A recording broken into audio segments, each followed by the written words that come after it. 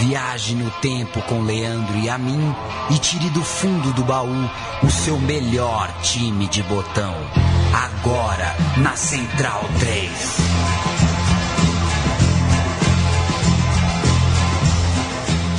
O amigo Central 3 é muito bem-vindo ao meu time de botão. Eu sou Leandro Amin, ao meu lado está Paulo Júnior. Na próxima hora falaremos de futebol com pitadas de nostalgia. Vamos fazer um recorte do passado aí e buscar um novo time, uma nova campanha, uma temporada gloriosa que merece registro. Paulo Júnior, como você está? Dali a mim, um abraço para quem acompanha meu time de botão. Programa que se relaciona, né, no seu tempo com o da última semana. Falamos do Corinthians de 90, hoje a gente vai falar do São Paulo, principalmente de 92. E aí duas historinhas, né, Leandro, pra gente abrir. Você lembrou no programa passado? Se convencionou pensar no Brasil que o brasileiro começou a ligar pra Libertadores a partir dessa Libertadores que a gente vai falar, da Libertadores de 92. Mas você trouxe na semana passada o Neto, então jogador do Corinthians, dizendo em 90, eu quero ir pro Japão. Então já tinha gente ligado na Libertadores antes também. Esse é um dos assuntos que eu quero falar com o nosso convidado. E pra gente tentar debater um pouco isso, qual que é o peso dessa campanha São Paulina pra essa loucura, pra essa obsessão que virou a Libertadores desde então. O São Paulo deixou todo mundo louco, deixou o futebol maluco ao conquistar a Libertadores de 92. Tem também a contribuição do Inter para essa ideia de que, mesmo antes do São Paulo conquistar, o Inter do Abelão, acho que foi em 90, se eu não estiver enganado. Final dos anos 80. 89. Chegou na final contra o Olímpia e foi uma loucura. O Beira-Rio estava... Semifinal. Foi na semifinal contra o Olímpia, foi uma loucura. Você já ouviu a voz de Alexandre Gisbrecht, que está aqui com a gente. Ele que tem livro e uma memória que é um patrimônio do São Paulo Futebol Clube. Tudo bem, Alexandre? Tudo bom, Yamin? Tudo bom, Paulo? Você corrobora com a tese de que o São Paulo nos deu a Libertadores de presente? Trouxe a importância real da Libertadores para as nossas rotinas ou não? Em termos, é inegável que depois que o São Paulo ganhou o bicampeonato, o Brasil passou a aparecer nas finais praticamente todos os anos. Exceto 96, o Brasil estava na final até 2002. E, assim, você falou dos projetos Tóquio de antigamente. O próprio São Paulo teve o seu projeto Tóquio em 87, que foi pelo ralo muito rápido com aquela campanha contra os times chilenos e o Guarani na primeira fase da Libertadores de 87. Mas, na minha opinião, o São Paulo meio que mostrou que dava para ganhar, porque sempre tinha algum obstáculo na frente. O Olímpia contra o Inter, com o Defensores del Chaco sendo um caldeirão intransponível, o próprio Corinthians contra o Boca em 91. Então, não era algo que parecia tão simples. O Brasil não ganhava nada na Libertadores desde 83. Só que também tem uma outra questão, é que a partir de 89 mudou o sistema de classificação e você passou a classificar 3 clubes por grupo. Então facilitou um pouco o trabalho, porque antes, no máximo, um clube brasileiro se classificava, isso quando um clube brasileiro se classificava para a fase semifinal. Então você passou a ter os mata-matas a partir das oitavas de final, inclusive aquela fórmula brilhante de 88 que premiou o Newell's com uma derrota no mata-mata e a classificação para a fase seguinte.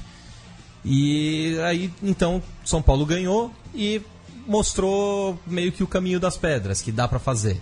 Mas eu acho que se não tivesse sido o São Paulo, teria sido outro time. Talvez não de imediato, porque o Criciúma não sei se chegaria à final, mas de fato botou a Libertadores de volta num plano concreto dos times grandes do Brasil. Vale lembrar que foi o Carlos Miguel Aidar, na Placar, no final de 86, falou isso na revista Placar. Agora nós temos o projeto Tóquio 87, o São Paulo não nasceu em 92 também, o que o Galvão Bueno e tantos outros colocaram desde sempre, assim, que o São Paulo com a Libertadores tem um salamaleque diferente. Outro ponto que aí a gente dá um passo para trás na narrativa desse São Paulo de 92 envolve Tele Santana. A gente falou ontem, na semana passada, sobre o Corinthians de 90. E nos jornais, nas vésperas da final entre São Paulo e Corinthians naquele ano, o Tele Santana era contestado pela torcida, primeiro por uma fama de pé frio que não chega a ser absurdo, mas é a forma do brasileiro se relacionar com o futebol, né? 6 anos de seleção brasileira, perdeu 2 Copas, então ele tinha aquela fama de pé frio, mas também uma fama de teimoso. O São Paulo 90 é vice-brasileiro pela segunda vez seguida, isso é uma pressão. Depois, em 91, a gente tem aquele ano confuso, o Campeonato Paulista, que até hoje é muito discutido, embora o São Paulo tenha sido campeão, foi um ano desgastante para o São Paulo. E o Tele Santana foi mantido no cargo, mas não era o Tele Santana que a gente fala hoje, né? A Libertadores, então, o ano de 92 é um divisor de águas na carreira do próprio Tele. Eu diria mais assim, 91 ao longo do ano, porque o São Paulo ganhou o brasileiro e o estadual no mesmo ano, coisa que o São Paulo nunca mais fez antes ou depois na sua história. Então, ele tinha uma postura já mostrando que era uma postura vencedora, e as contestações ao Tele foram diminuindo ao longo do ano. E o Tele, todo ano, isso em 91, 92, 93, 94, 95, ele ameaçava parar. Ele falava, não, agora acho que vai. Ao longo de 91 e ao longo de 92 também, você acha algumas reportagens falando de especulações. O Real Madrid cogita o Tele Santana, isso em 92. O Cruzeiro quis, né? Vários times quiseram, pelo menos de acordo com a imprensa. Às vezes é uma especulação que nunca foi uma intenção de verdade. E tudo isso se criou com base no Brasileiro de 91. Se o São Paulo não tivesse ganho o Brasileiro de 91... é bem provável que o Tele Santana não tivesse permanecido. A Libertadores de 92 seria disputada por Bragantino e Criciúma, se o Bragantino fizesse um gol em Bragança Paulista na final do Brasileiro de 91. São Paulo joga a Libertadores de 92 porque é campeão brasileiro. No fim de 91, chove bastante em Bragança Paulista. O jogo de ida é 1-0 no Morumbi, gol do Martilico. São Paulo joga pelo empate em Bragança, segura o 0-0. Eu e Paulo temos as escalações, eu vou de Bragantino e o Paulo canta o São Paulo campeão de 91. Bragantino, Marcelo, Gil Baiano, Júnior, Ney e Birubiru, Mauro Silva, Ivair, Alberto e João Santos. No ataque, Silvio e Marinho. O técnico, Parreira. Zete, Zé Teodoro, Antônio Carlos, Ricardo Rocha e Leonardo, Ronaldo, Bernardo, Cafu e Raí, Macedo e Miller. Entrou Flávio, técnico, já citamos, o Tele. E, reforçando como você citou, empate sem gols. O gol do título no primeiro jogo acabou sendo o gol do Martilico. Para 1992, contratações, mercado aberto, e o São Paulo trouxe basicamente 3 jogadores com as 3 contratações mais relevantes, nós vamos citar aqui. Todas elas vieram de Minas Gerais e foram anunciadas mais ou menos ao mesmo tempo. O principal jogador do pacote era, vejam vocês, o centroavante Gilmar, que vinha do Democrata de Governador Valadares, que não foi no São Paulo o que se imaginava quando chegou. Ele foi artilheiro do Campeonato Mineiro do ano anterior. Os outros 2, oriundos do América Mineiro, eram considerados complementos da chegada do Gilmar, mas foram muito melhor do que o centroavante. Estamos falando do Palhinha, meio atacante, e do Ronaldo Luiz, um zagueiro lateral. O bom mesmo do América, no entanto, só viria 2 anos depois, o Euler. Né? O Euler era o grande jogador daquele time do América Mineiro. O KT, com 18 anos, também era outro que chegava vindo do Guarani de Cruz Alta. Numa contratação estrondosa, né? Não, nenhuma contratação estrondosa. E o Guarani de Cruz Alta, nessa negociação, ele quase levou o Pintado, que ele tinha ficado emprestado anos para o Bragantino. Foram 4 anos de Bragantino. E foram até mais. Ele jogou no Bragantino desde os 18, 19 anos de idade, e ele chegou até a um dos jogos ser o goleiro do Bragantino. Não porque alguém foi expulso e ele teve que entrar no lugar, não, ele foi o goleiro escalado, goleiro titular. Por uma questão lá de inscrições na federação, o Bragantino não tinha nenhum goleiro para botar em campo e colocaram o Pintado. O jogo deu só 3-2 pro 15 de Jaú.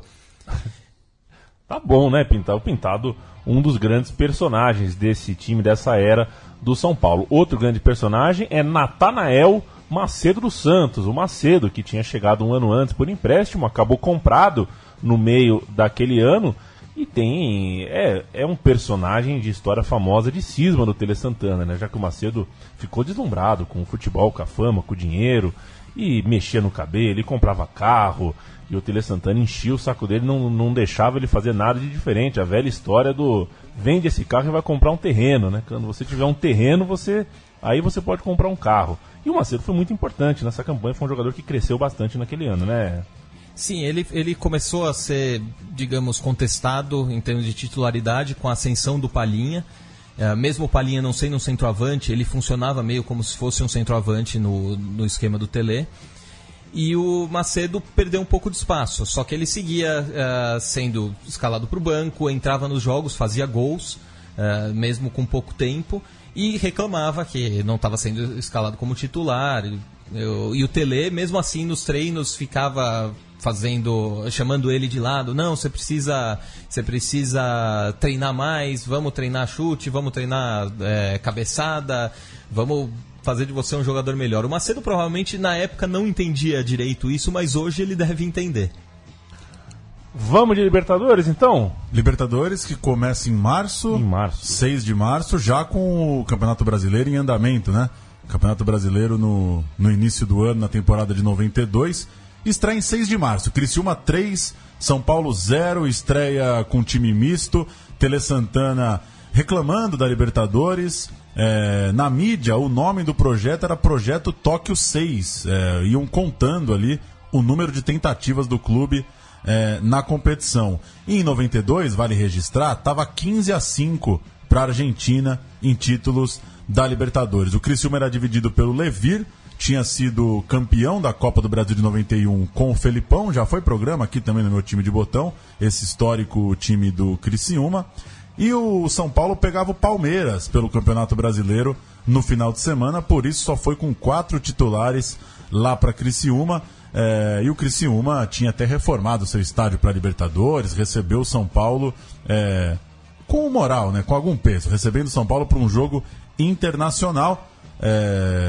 Mas perdeu, né? 3-0, resultado sólido, firme do time da casa. Perdeu de forma preocupante, inclusive, porque o placar foi bastante elástico e a gente tem áudio. Vamos abrir os trabalhos de áudio. Criciúma 3, São Paulo 0. Pro Criciúma, a maior festa. Estádio reformado, estreia na Libertadores e um adversário que disputa a primeira divisão. O jogo começou morno, sem lances bonitos, mas o São Paulo não conhecia mesmo o Criciúma. A zaga descuidou e o ponteiro Jairo Lenzi apareceu pelo meio para fazer 1-0 aos 42 do primeiro tempo. Tele foi para o vestiário irritado, mas não modificou o time. A teimosia custou caro. 4 minutos, Jairo Lenzi sofre pênalti. Gelson bate, Zete quase pega, mas não tem jeito. Festa do tricolor catarinense. Só depois de tomar o segundo gol é que o técnico do São Paulo, Tele Santana, resolveu mudar a equipe. E vão entrar 2 jogadores de uma vez só. O lateral direito, Cafu, e o meio-campo, Raí.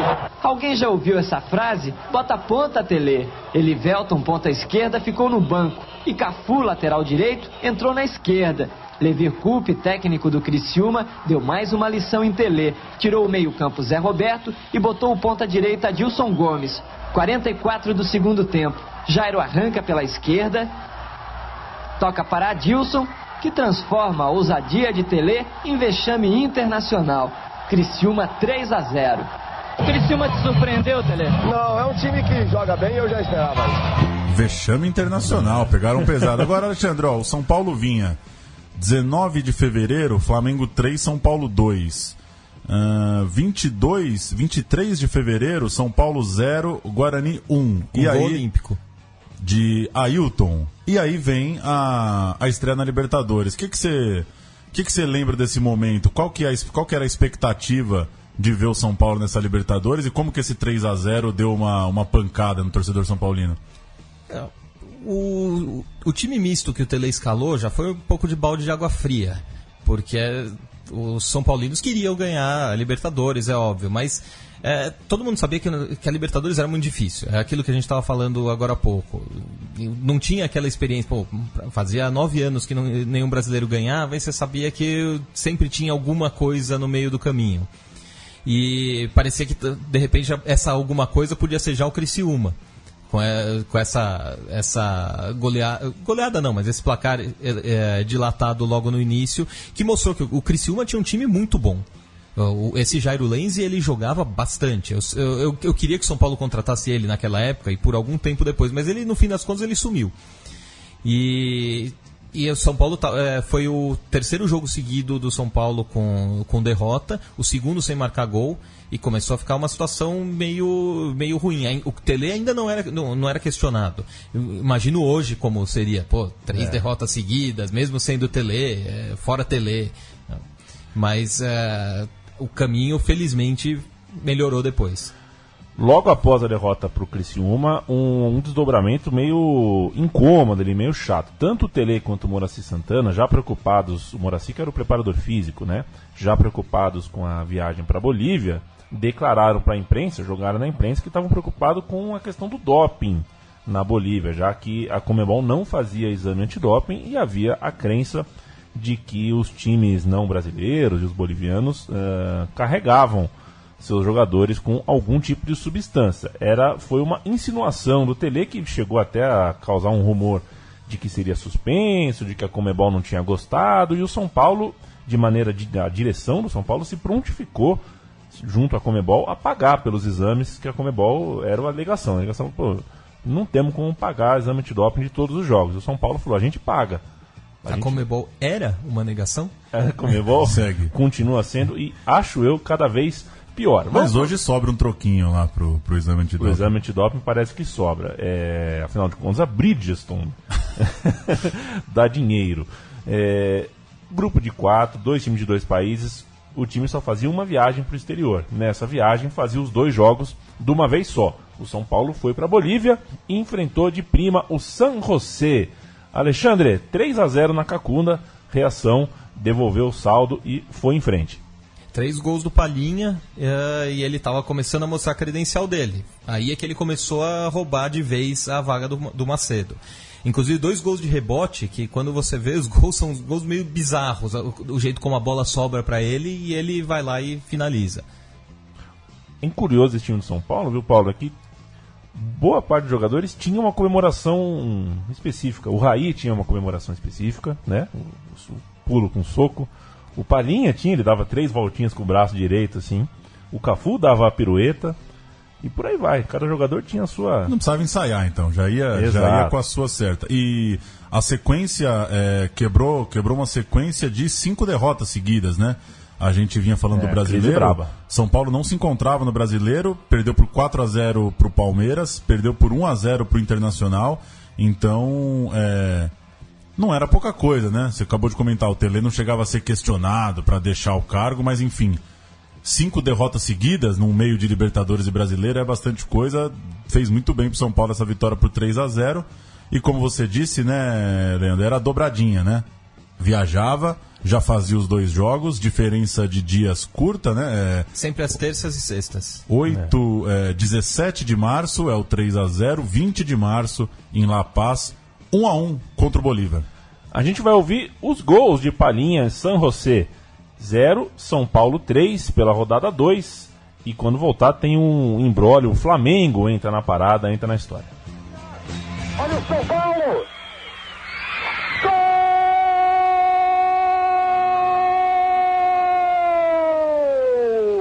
Alegria do meu povão do tricolor do Morumbi.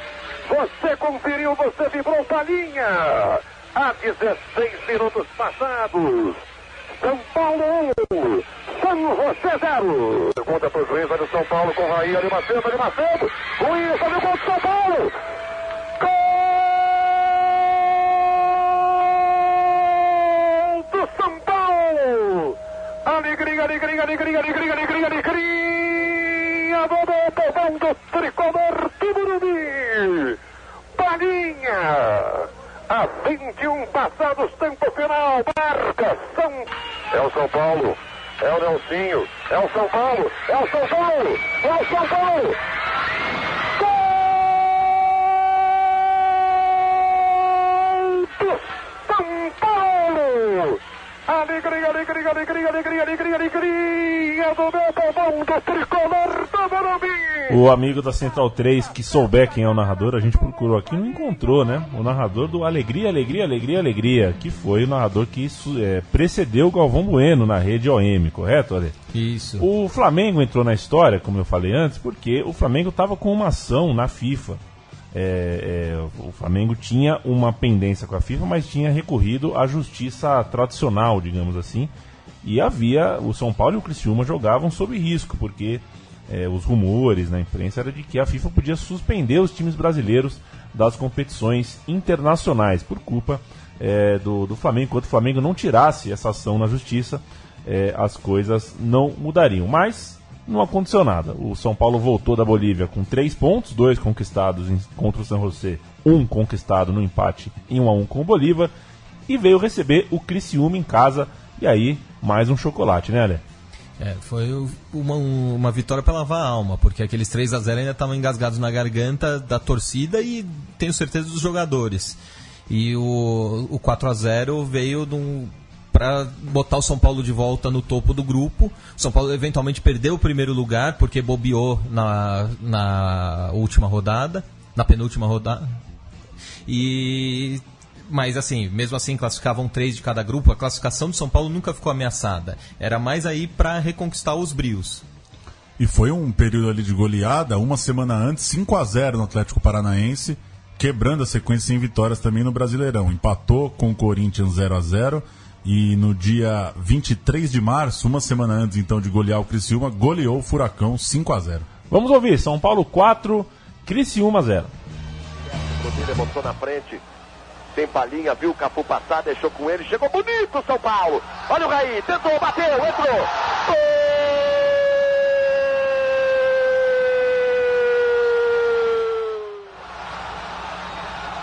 A enfiada do bola no meio para Miller, inverteu bem pela direita, lá vem Palhinha, olha, pintou o segundo, saiu o goleiro, bateu. Gol!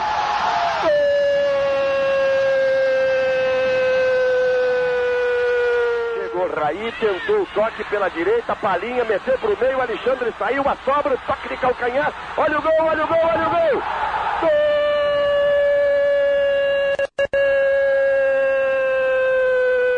Decisão da Copa Intercontinental, do Mundial, olha o São Paulo, pintou o quarto. Gol!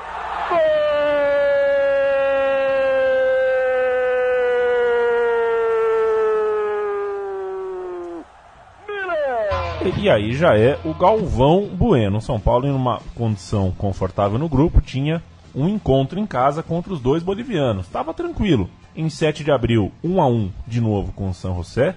Um jogo que ficou marcado nem tanto pelo jogo em si, mas por ter sido o último jogo de Libertadores que o São Paulo não ganhou até 2004, né? Começava ali uma série de 12 anos só com vitórias em casa.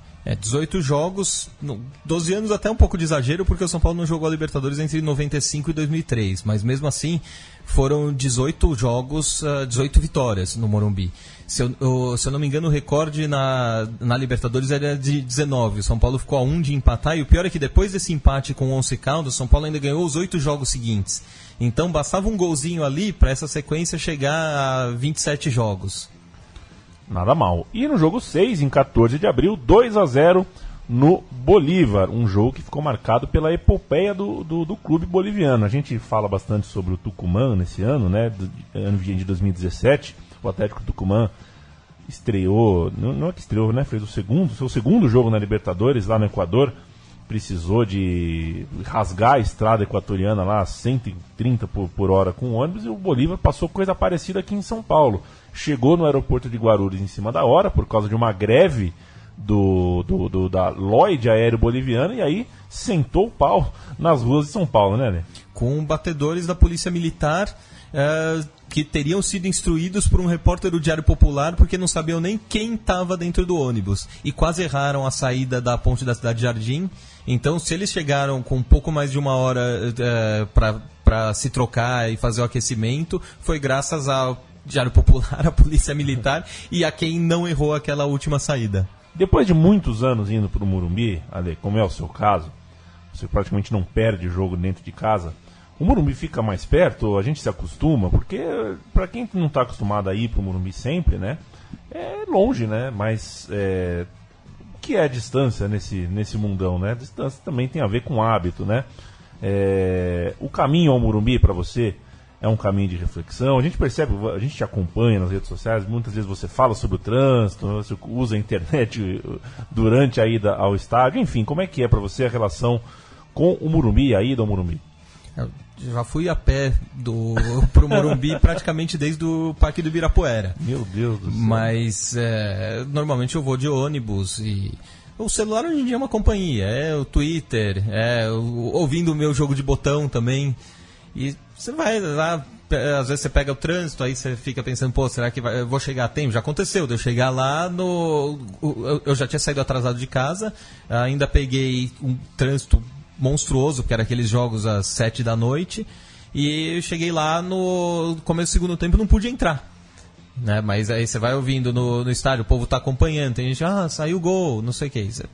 É o jeito que você tem de acompanhar. Eu coloco isso porque daqui a pouco a gente vai falar sobre a maior greve de ônibus da história da cidade, que fez parte da campanha do São Paulo nessa Libertadores.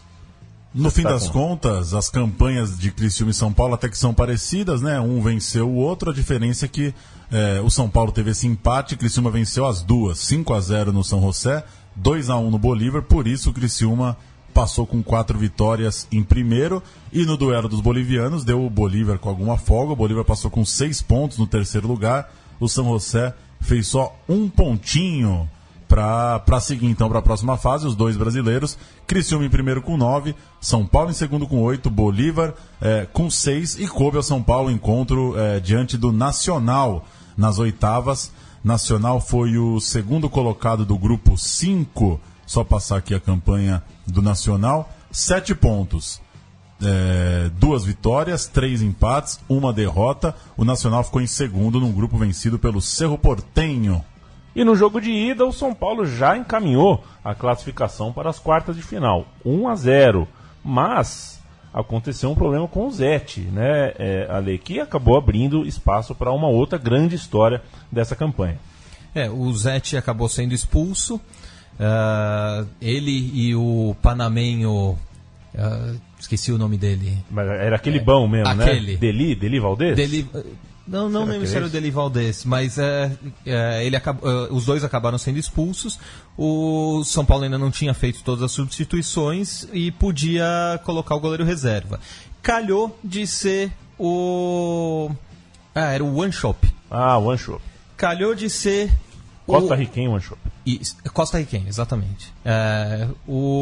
Calhou de ser o Alexandre no banco, porque ele revezava na reserva com o Marcos Bonechini.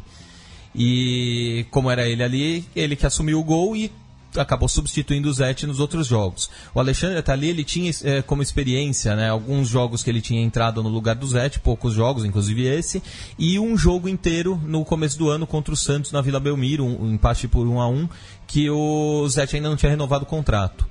E ele entrou numa fria, mas assim, o jogo estava mais tranquilo, ele jogou, garantiu a vitória, não precisou fazer tanta defesa assim. E no jogo de volta, ele entrando como titular, ele ajudou também o São Paulo a garantir também um trabalho facilitado, porque o Ronaldão fez um gol logo aos 5 minutos de jogo, já deixou a coisa mais encaminhada, mas ele garantiu a segurança lá atrás. O Zete pegou 3 jogos, se eu não me engano, né? 2 jogos. 2 jogos, né? E o São Paulo, com gols de zagueiros na partida de volta, conseguiu a classificação diante dos uruguaios do Nacional. Vale dizer também, Paulo, que o Marcos, o goleiro que revezava na reserva com o Alexandre, fez uma ponta em Mundo da Lua, o programa de Lucas Silva e Silva, o episódio em que o Brasil é tetracampeão. Ele é o goleiro. O Marcos é o goleiro. Quanto que ganhava um frila do Mundo da Lua, hein? Uma diária no Mundo da Lua, hein? O grande Marcos Alexandre, que morreu. A gente pode falar um pouquinho melhor sobre essa história mais pra frente. Por enquanto a gente vai dar as escalações. O São Paulo jogou com Alexandre, Cafu, Antônio Carlos, Ronaldo, depois Ronaldo Luiz e Ivan. Adilson, depois Suélio, Pintado, Raí e Palhinha, Miller e Erivelto. Nacional de Seré, Saldanha, Monquete, Rubens Silva e Soca, Mendes, Saraleg, Gutierrez e Lemos, Deli Valdez e Garcia, O time do Nacional eliminado, então, pelo São Paulo, como você falou, gols de Ronaldo e Antônio Carlos, os dois zagueiros. Vale destacar também que o Ivan estava na lateral esquerda, foi o primeiro jogo dele ali na lateral esquerda, porque no jogo anterior o Nelsinho, pelo Brasileiro, o Nelsinho tinha sido expulso e a diretoria resolveu afastá-lo, meio que a expulsão foi a gota d'água. O elenco não gostou muito dessa atitude da diretoria e tanto é que no gol contra o Nacional, o Raí pediu para o Elivelton, segura aí, não é para comemorar. No vídeo é claro ele fazendo assim, ninguém comemora, mas felizmente o que tinha tudo para se tornar um racha de elenco com diretoria acabou sendo bem tratado pelo Tele ou por quem quer que seja. Vamos ouvir um pouquinho de São Paulo e Nacional. O gol é no começo do jogo, então a gente ouve o começo do jogo e um pouquinho mais de São Paulo 2, Nacional 0. Raul Quadros, boa noite, primeiro time do São Paulo. Boa noite, amigos da Rede OM Televisão. São Paulo joga com Alexandre, número 20, Cafu 2, Antônio Carlos 3, Ronaldo 4 e Ivan, número 15. Adilson 13, Pintado 14, Raí, número 10. Miller 7, Palhinha 18 e Elivelton, número 11. O técnico... E o Antônio Carlos já está em campo e na área do Nacional. Está esperando o cruzamento, lá vem bola na área. Ela passa a chance, olha o toque no gol! Gol!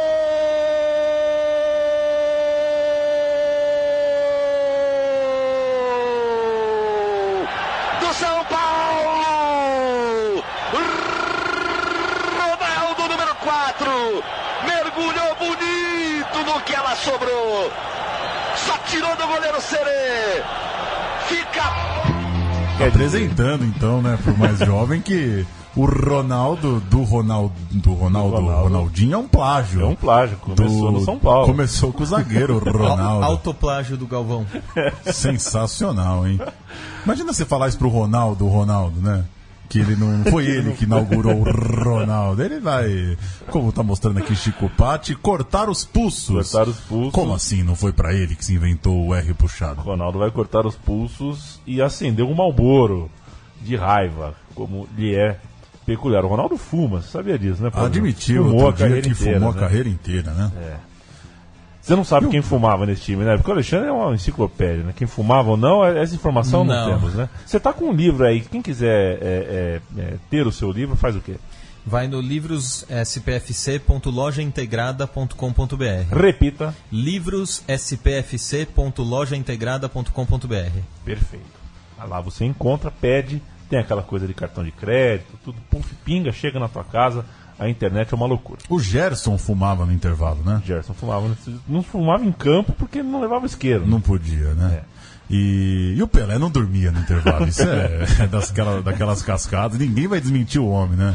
Pelé dormia no intervalo. Lorota, né? Até parece que o Pelé dormia. Mas que muita gente fumava, né? E o Galvão Bueno falava que o Piquet se concentrava, né? E o Piquet um dia falou, não me concentrava antes da corrida. Eu tava dormindo mesmo. Tirava um cochilo.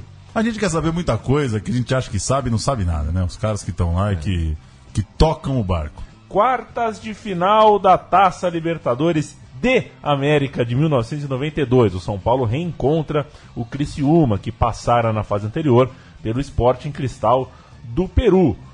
Jogo de ida, São Paulo 1, Criciúma 0. Vitória magra no Morumbi que deixou tudo em aberto. E aí acontece a greve de ônibus, né, Alexandre?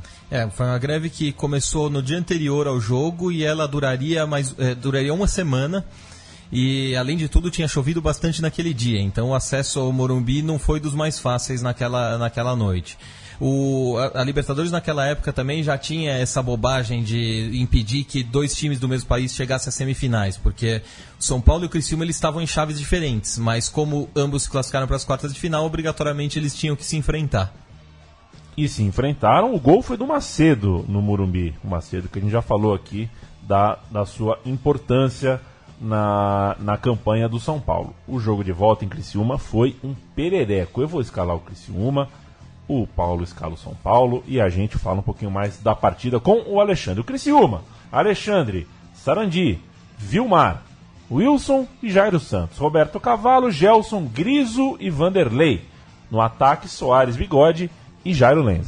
São Paulo com a volta de Zete, Cafu, Antônio Carlos, Ronaldo e Ivan, Adilson, Pintado, Raí, Palhinha, Miller e Rinaldo, depois Ronaldo, Luiz. Soares abriu o placar aos 8, Palhinha empatou aos 9 do segundo tempo. Ou seja, por um bom tempo, aí, por quase 45 minutos, São Paulo e Criciúma estavam caminhando de mãos dadas para a disputa por pênalti. Foi uma tensão, né? Porque fora de casa ali, o campo do Criciúma fechadinho, o time do Criciúma era realmente bom. Foi uma provação. O Criciúma acabou sendo um adversário mais complicado do que foi o Nacional do Uruguai. Sim, bastante. E tinha um clima de guerra em Criciúma e no próprio Morumbi, no jogo de ida, que não houve nos jogos contra o Nacional, apesar de tudo aquilo que falam de uruguaio, né, tapa na cara de uruguaio. Com responsabilidade.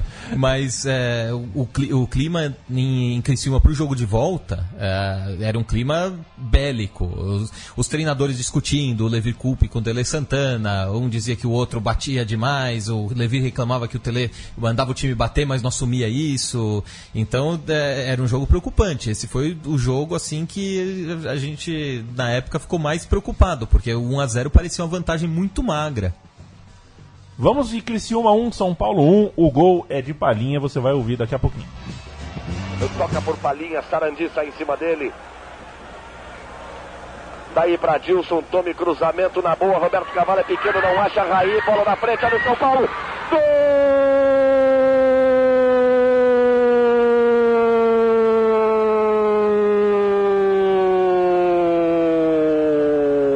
Gol do São Paulo. Chega a igualdade, Palhinha mete a perna esquerda nela, Raí toca pro peito, de perna esquerda, não deu chance para Alexandre. De novo para você curtir, torcedor tricolor do São Paulo. Palhinha, que gol! Tem um maluco gritando. Tem.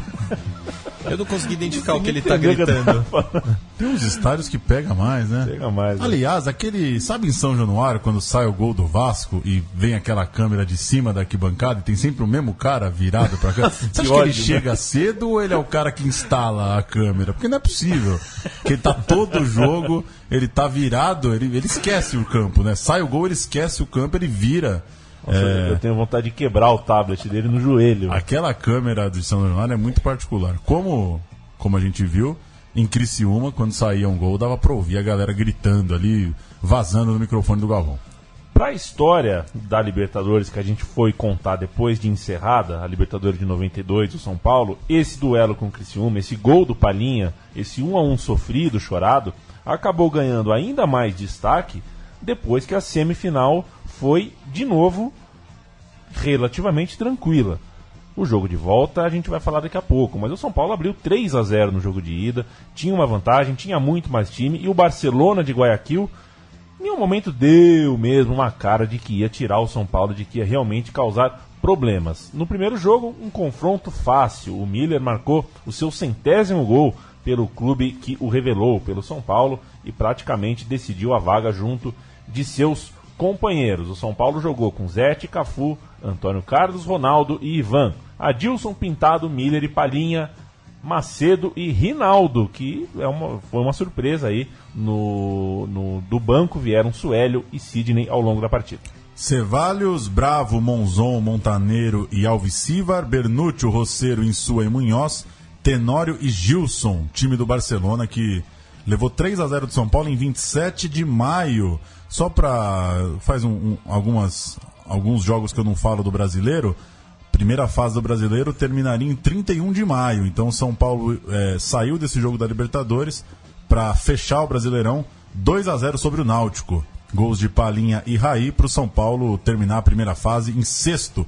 Passavam 8 no Brasileiro. O brasileiro que revelou o Edmundo, entre outros, né? O Vasco fez a melhor campanha da primeira fase, ou quase isso, né? Fez a melhor campanha. Então, o Vasco que tinha o Edmundo, que na fase final pegou o São Paulo e se deu mal, correto? Ou é minha memória aqui que tá? Se deu mal, mas não só contra o São Paulo. Na verdade, contra o São Paulo, ele até que não se deu mal, porque ele empatou o jogo no Morumbi 2-2, o São Paulo já fez 2-0 no primeiro tempo. E no jogo de volta, na última rodada da fase semifinal, o São Paulo precisava só empatar para se classificar para a final, em São Januário. O Vasco fez 3-0 e a torcida ficou gritando entrega, entrega, entrega, porque era o Flamengo se classificando. Perfeito, perfeito. São as primeiras lembranças sem registro de Google ou de foto ou de câmera da família que eu tenho dessa fase, o Vasco do Edmundo, meu primo amado, que com certeza está nos ouvindo, Carlos Giraldelli. A gente desenhava uniformes em folha de papel. Eu lembro coisas bestas da nossa memória. Eu lembro que a gente tinha desenhado o uniforme da Catuense, inventado um uniforme para Catuense num papel.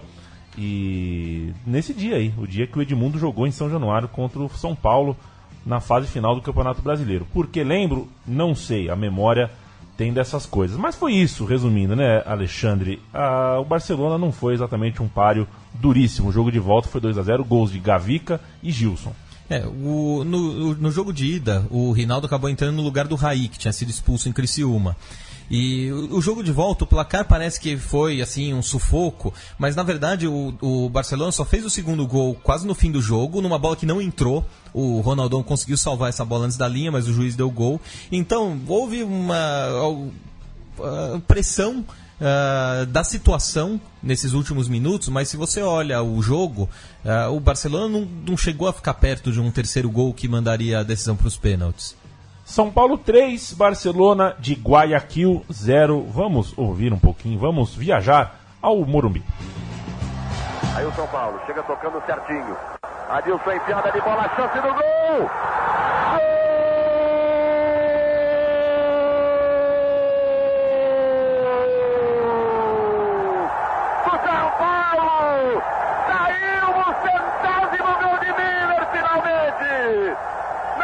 Enfiada de bola, ficou na frente, no que o goleirão saiu, ele deu o toque na marca dos 5 minutos. Esperto, esse é o Miller que eu conheço, esse é o artilheiro que o torcedor do São Paulo quer ver. No que o Ceballos saiu, o Miller tocou legal, tirou do goleiro e imediatamente partiu pro abraço. Confira aí no replay por trás do gol. Foi esperto antes da chegada de Ceballos. Um toque sutil. 1 para o São Paulo. 0 para o Barcelona de Guayaquil. E uma ele não foi e a outra saiu errado. Pode ser um caminho, hein, Avalone? O goleiro está inseguro. Aliás, esse gol deixou o Barcelona inteirinho inseguro. E olha o São Paulo no contra-ataque do jeitinho que gosta. Olha lá. Olha o Farinha para o segundo. Bateu. Gol!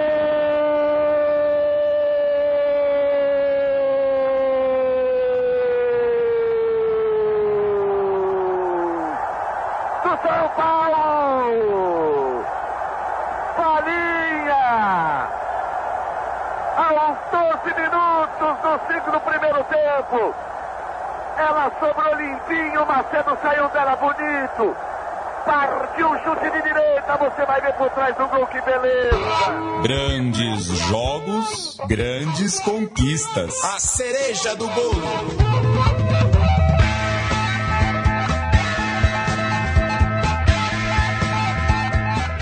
Sabe, ô Alexandre, já que eu já abri aqui o meu baú de memórias pessoais, eu me recordo, não sei se você sabe, o time, eu não vou dizer torço, eu não quero que vocês pesem a palavra torcer, né? Mas o time que eu quero que vença, que eu acompanho na Argentina, é o Newell's Old Boys, por causa dessa decisão contra o São Paulo. Parte da minha família falou assim, né, que minha família é metade palmeirense e metade São Paulino. Tá vendo esse time aí que vai pegar o São Paulo? Esse é o time que você tem que torcer, é final, tal. E eu assumi, né? Falei, vou torcer. E eu lembro de eu acompanhei a final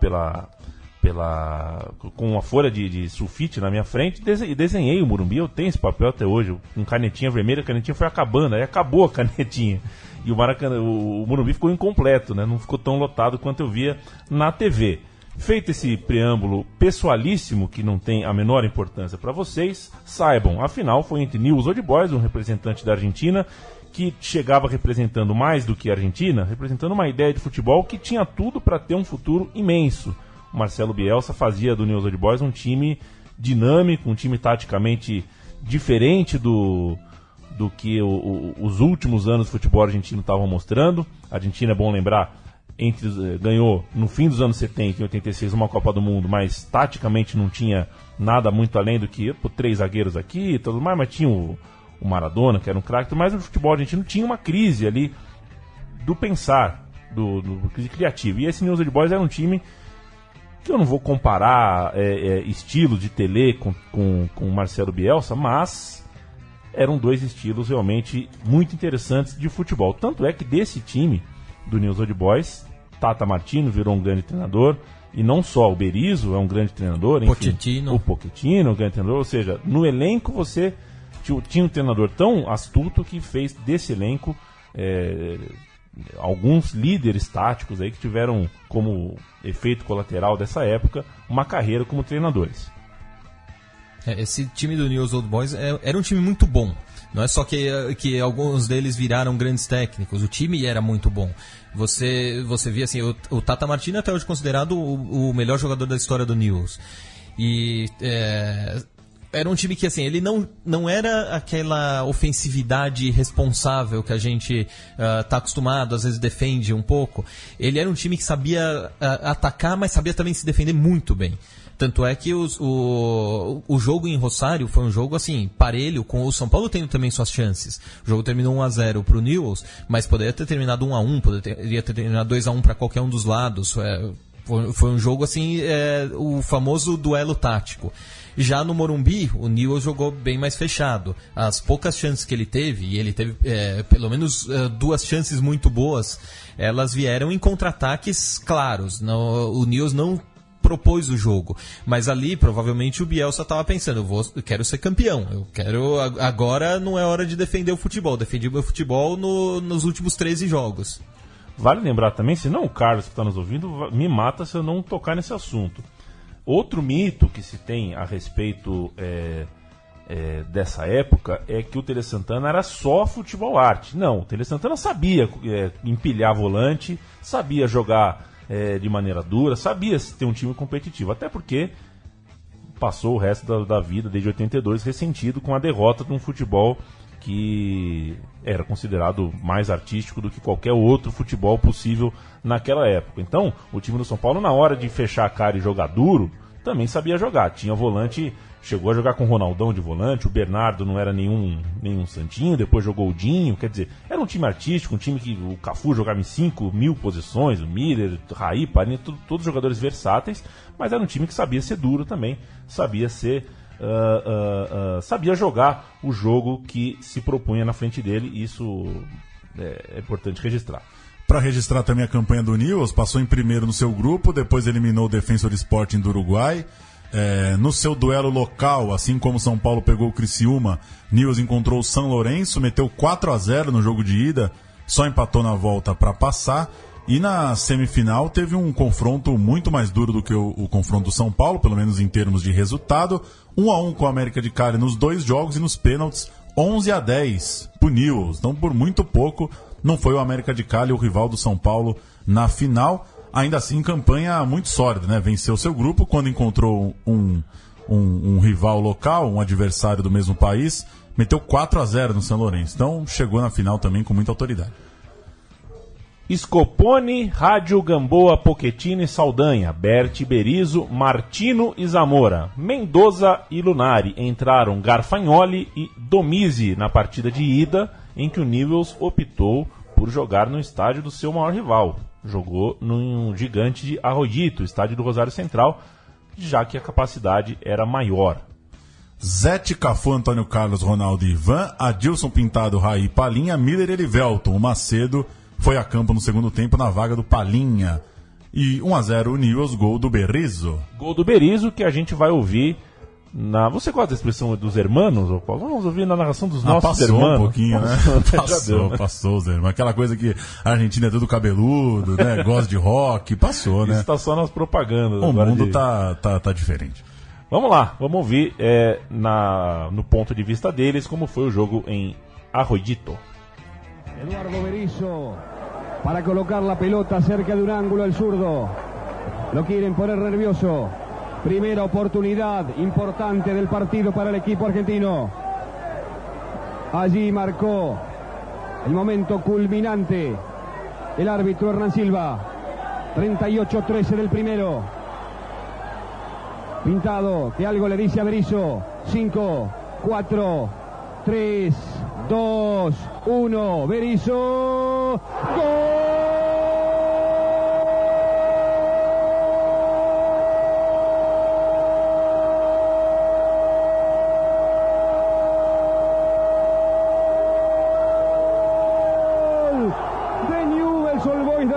Mario Eduardo Berizzo, 38 y de penal, Newell's 1, San Pablo de Brasil 0.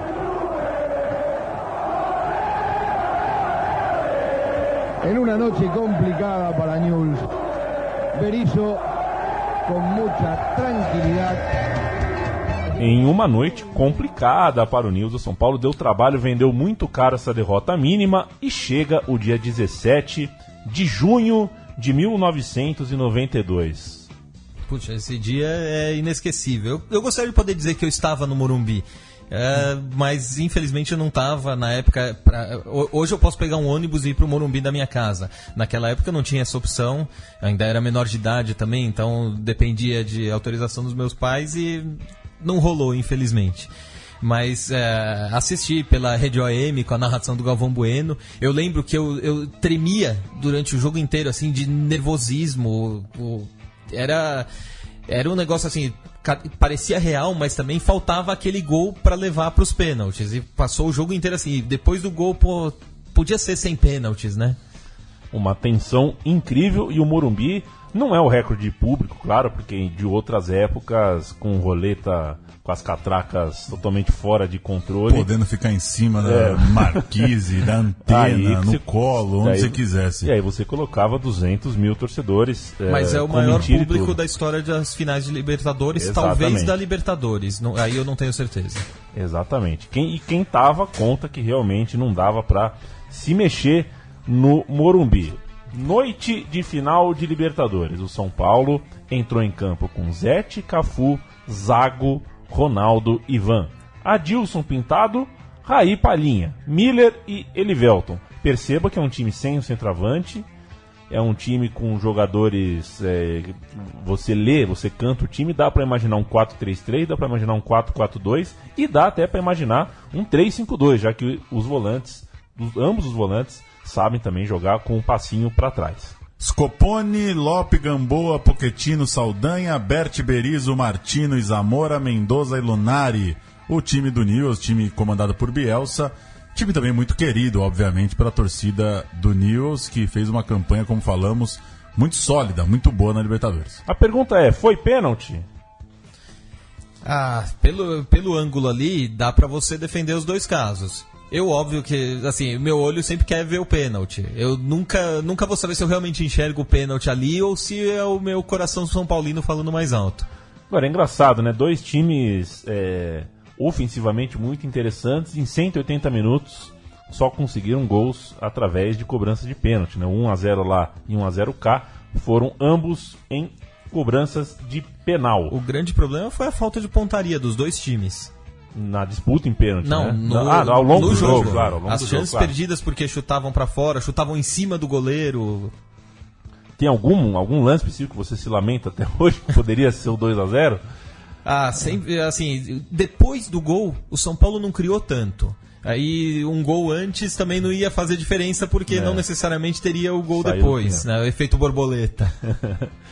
Perfeito. O fato é que o Raí bateu o pênalti, ele bateu do seu lado esquerdo, o goleiro pulou no lado esquerdo dele, ou seja, não viu a cor da bola, não saiu na foto, a bola entrou rasteira, bateu naquela rede longa do Morumbi, subiu, né?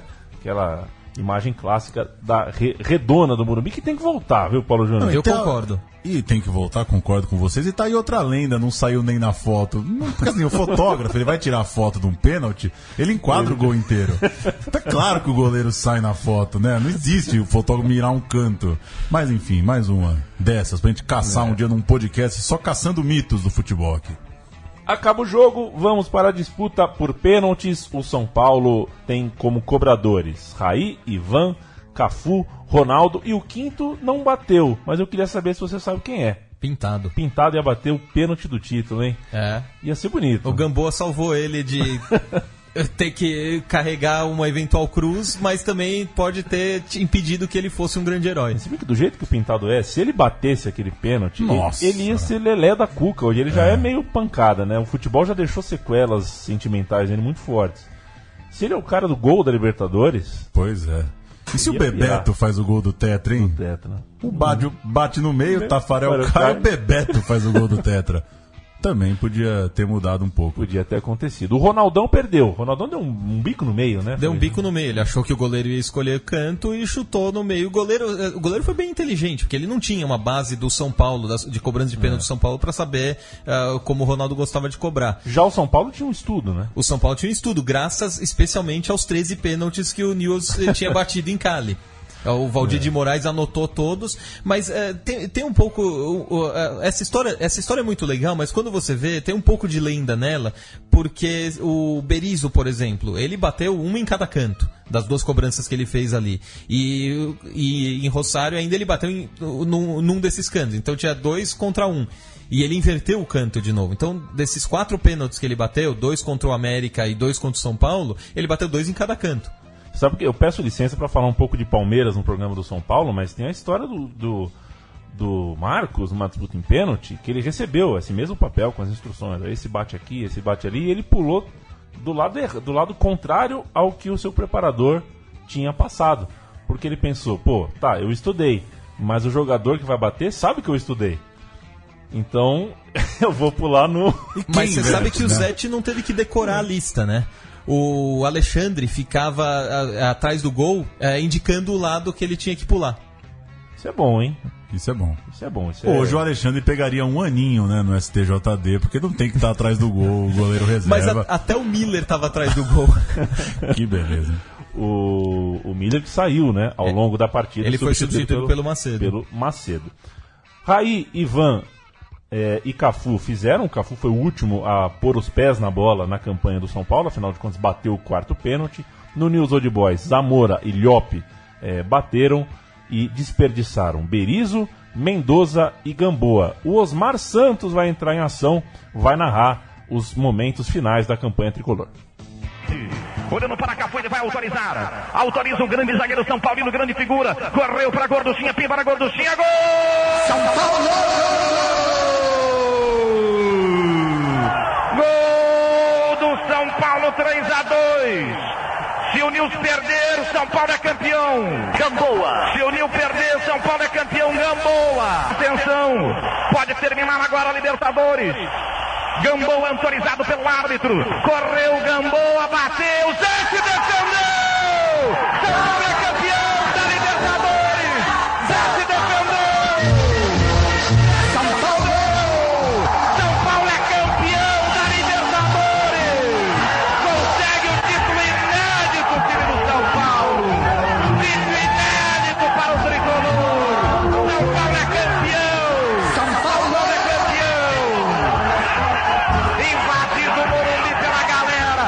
São Paulo é campeão. Salve tricolor. Gostou, mas a América está aos seus pés, tricolor. Foram 8 anos de luta desde a primeira tentativa. Talento de Cafu, talento de Antônio Carlos. São Paulo, campeão da Libertadores de 1992. Que invasão de campo monstruosa. Nunca mais veremos uma coisa dessa e é um pecado nunca mais isso acontecer. Se tiver uma invasão desse naipe hoje em dia, o policial saca a arma. O policial saca a arma e a Conmebol provavelmente expulsa o clube de afiliação. 100 anos sem jogar num raio de 1.000 quilômetros do estádio. Jogar na Ilha de Páscoa, né? Jogar por 10 anos.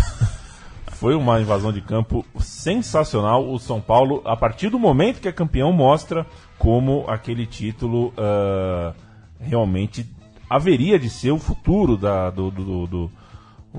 nossa hierarquia futebolística brasileira. Se o São Paulo começa a campanha com um time reserva para fazer um jogo contra o Palmeiras pelo Campeonato Brasileiro, ao ser campeão, eu até acho que hoje é um pouco exagerado, né? Essa coisa a Libertadores hoje é tratada com um cuidado que eu acho que mais prejudica do que ajuda, né? Não deveria estar tão acima assim do brasileiro como então, está, né? É mais ou menos...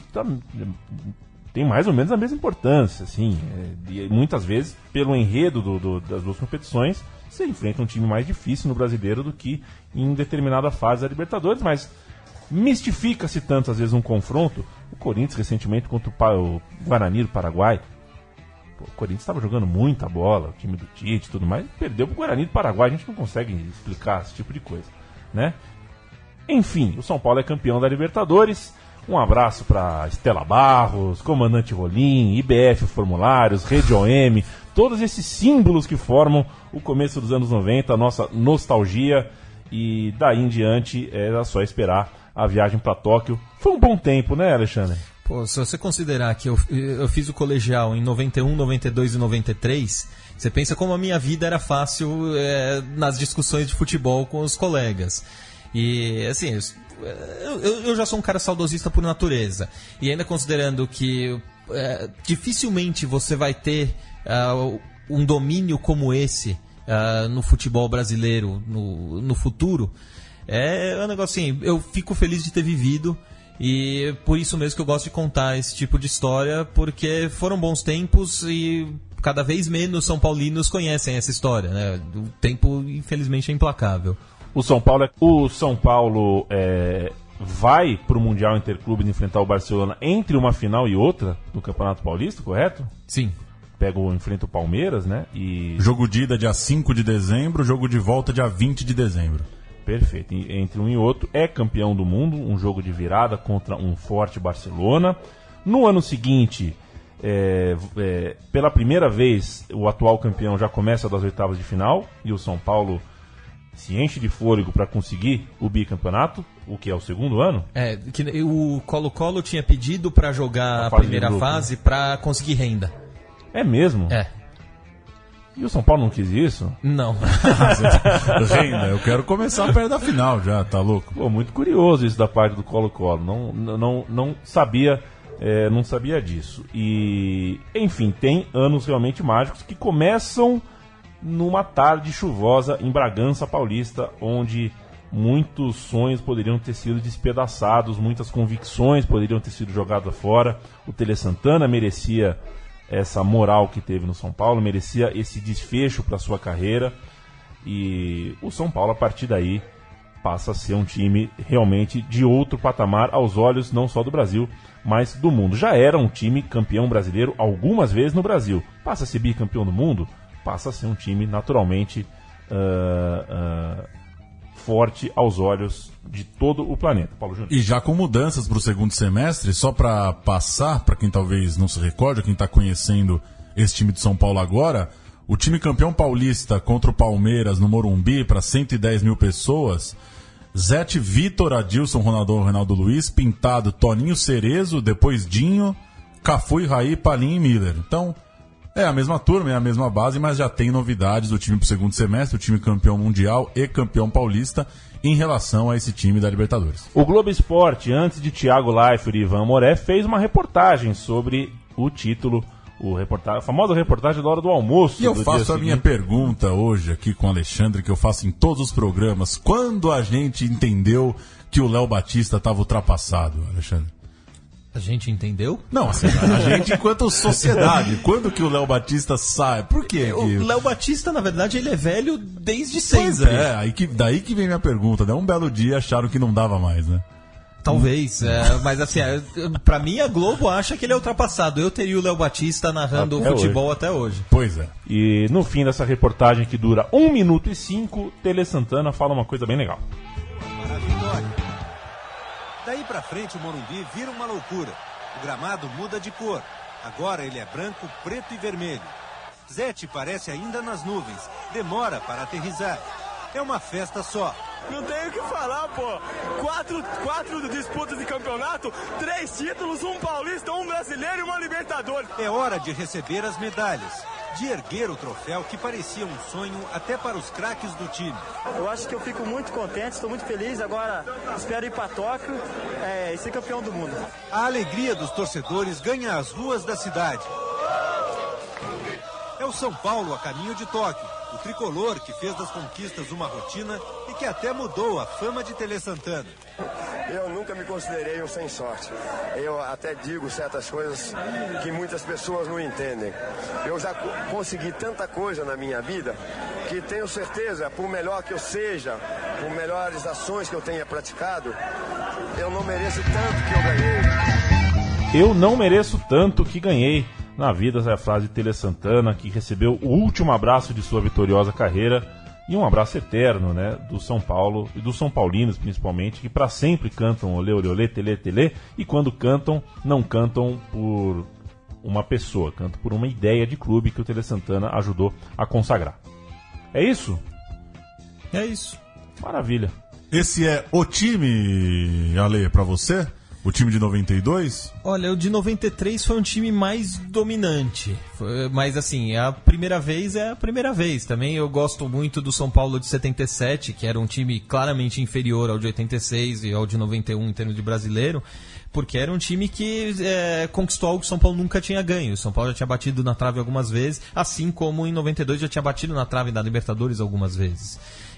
Então, assim, tem sempre um lugar no coração, mas o coração é grande, cabe vários times, inclusive eu gostaria de ter novos times para colocar no coração. O São Paulo é campeão brasileiro nos anos 70, nos anos 80, nos anos 90, nos anos 2000 e ainda não foi nos anos 2010. Sim. Né? Faltam aí Dá tempo. 3 campeonatos, 17, 18 Existe e 19. outro time que pode falar exatamente a mesma coisa. O Vasco ou o Flamengo, dependendo de quando você encara o fim de cada década. Perfeito. Você, Alexandre, tem uma memória muito boa e esse tipo de pegadinha você é bom nisso. Você veio aqui falar com a gente justamente em função da efeméride, né? Quem quiser o seu livro com as anotações tricolores já pegou o endereço aqui nesse podcast. E quem quiser acompanhar as suas memórias de todo dia, as suas lembranças que você sempre coloca nas redes. O @JogosSPFC no Twitter é onde eu tô quase todo dia, mesmo quando eu não posto, eu tô lá sempre olhando, porque o Twitter é outro vício. Exato, e há um Twitter bem legal, JogosSPFC. Legal até para quem não é São Paulino, porque tem um tom legal, um nível legal e sempre coloca informações que valem a pena. Paulão, aquele abraço. Valeu. Eu ia dizer que eu sou mais novo, né, que vocês. E uma das minhas primeiras lembranças assistindo a um jogo na TV é o Barcelona e São Paulo. Me chamou a atenção. Aquela madrugadaça. Pois é, um negócio esquisito, né? Um jogo de manhã. O último jogo de madrugada que no Japão, madrugada aqui, foi justamente o São Paulo e Milan. Porque o Vélez em 94 já jogou de manhã. Aquela madrugada e meu pai secando absurdamente o São Paulo. E era o Barcelona, né? Qualquer pessoa sabia qual que era a camisa ali do outro lado, mas não deu chances, né? 2 gols do Raí, São Paulo gigantesco e apresentando também uma turma que ia estar lá na Copa de 94, né? Eram tempos que a gente tinha uma ligação forte com a seleção, principalmente por isso. Zete vai pra Copa, Ronaldão, Raí, Cafu, Miller, então acompanhar o futebol brasileiro no início dos anos 90 era estar muito perto de uma elite do futebol pra valer, né? A gente já falou aqui algumas vezes que era o melhor campeonato do mundo, né? Pra gente. O mundo era menor também. Mas eram campeonatos muito bons e é por isso que a gente faz tantos programas falando aqui desse fim de anos 80, começo dos anos 90, aqui no meu time de botão. Valeu. Valeu, Paulo Júnior. Valeu, Alexandre Gisbrecht. É difícil teu sobrenome, hein? Eu chamo de Gisbrecht. Gisbrecht. É húngaro? É alemão. Alemão, né? Perfeito. Valeu demais, viu? Tanto pela ideia, quanto pela execução da ideia, pela visita aqui. Ano que vem tem a efeméride de 93, 25 anos. Por que não fazê-la também? Falaremos. Beleza. E se você tem críticas, sugestões, elogios a fazer, já sabe onde nos encontrar. Peço desculpas se o engajamento do cachorro do vizinho vazou em algum momento. O cachorro latiu do começo ao fim do programa. É um cachorro que às vezes está demasiado engajado nos nossos podcasts. Peço desculpas se vazou. Um grande abraço e até semana que vem.